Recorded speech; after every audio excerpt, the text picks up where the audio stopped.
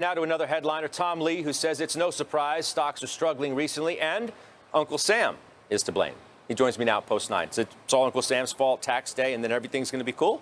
I hope things get better, but yes, this year, April 18th is tax day. It's an extraordinarily big tax hit. We calculated what we estimate Americans owed. It's about $828 billion, excluding crypto. Crypto is probably another $125 billion in taxes owed. So about $1 trillion went to Uncle Sam today. And so, but you think literally, like, you get today out of the way, and then there's a noticeable and notable impact in the market? Yes. We looked at years where the market was strong. The 2 weeks into tax day, our markets are weak. There were a lot of folks caught off guard because they thought they had until October, and of course they don't. They have April 18th. So there was a bit of a frantic push, and hopefully this takes away indiscriminate selling. Okay. We have to discuss this tweet of yours where you agreed with somebody, and honestly, I saw this over the weekend, and I was like, what? I was like, what is Tom talking about? So I came in today, I was like, we got to get Tom Lee on. A gentleman by the name of John Carter tweets the following: the increasing shift out of financial assets into hard assets will soon turn into a panic move. And you said, agree, 100. And I'm like, wait a minute. Tom Lee comes on the show and he's bullish and he says the lows are in for the year, and now you agree 100 that there's going to be a panic move out of financial assets. I'll let you explain how that makes sense. Yes. Well, because not all assets are equities. There's a lot of financial assets that are terrible inflation hedges. Americans today own $55 trillion worth of bonds. And they are going to get their quarterly statements. Bonds are down 7%. 25% of all 10-year periods since 1880, bonds have had a negative realized return. We're probably entering another decade. So there is going to be this, we believe, a panic out of bonds. It'll go into income-generating real assets. And a big chunk, we think, will be TINA, which ends up in the stock market. So I don't think people are going to sell stocks to buy real assets, but they probably will sell a lot of bonds. So you're talking specifically about the bond market and money coming out, because it doesn't say that. When I read this, I was like, what?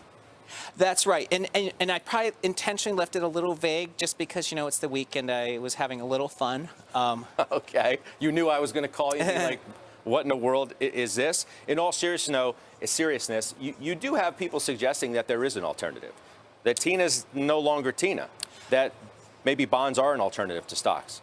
Yeah, I mean, it's getting to be very tricky now because we have inflation that is quite elevated. We don't know if it's going to cool. Hopefully, that's our base case, that it cools.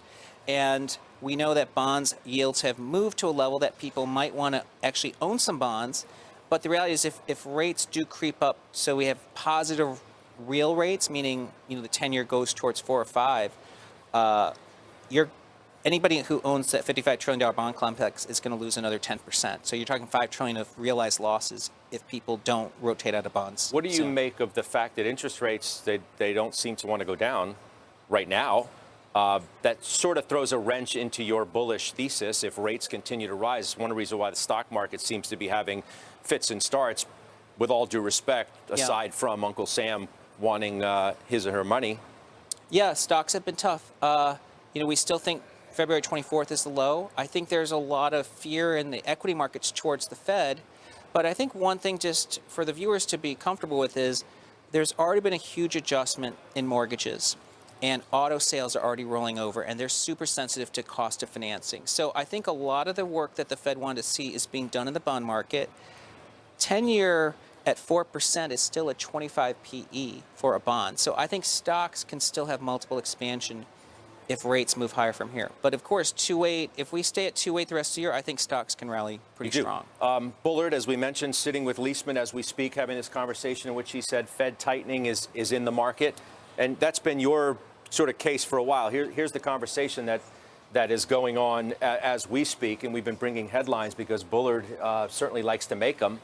Is it all in the market? I think that there has been a lot of the work done by the markets on behalf of the Fed. So I think the Fed has been able to get long ends up. This curve is steepened. Cost of financing's up. We're already seeing some demand hit from higher gasoline. So if the Fed was worried about the S&P going up 10% a month, it hasn't been. And that's, I think, really helped make the Fed a lot more comfortable with where markets are. And I know Adam just previously was saying, and I kind of agree, I think that there's a chance that the Fed could actually make a dovish pivot towards the end of the year. Man, I just don't get any feeling that anybody else is saying that, but you, Adam Parker, and maybe 3 other people I could find on a street corner somewhere. I mean, where does that view come from? Well, I think that over the weekend, actually, J. Morgan Economists had a great study showing like the 4 types of inflationary items, things that are persistent and things that take, that are firming.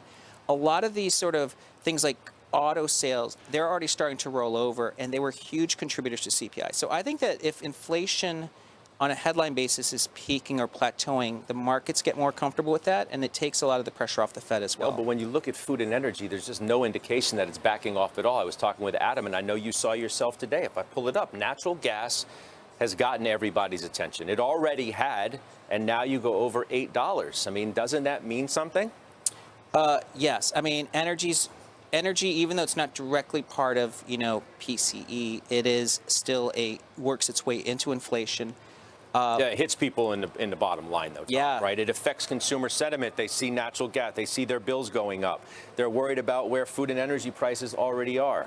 That's right. And I think one of the things that we have to see is if it does soften the consumer, that becomes a feedback loop that actually weakens inflation. And but you're right. I mean, the good news is in America, food is not even 9% of CPI. Unlike rest of the world where food is 40% of people's wallet. I appreciate you coming down here and clarifying your tweet because it got me thinking, and thus we had to talk. That's yes. Tom Lee of Fundstrat. We'll see you again soon. Up next, grains and gains.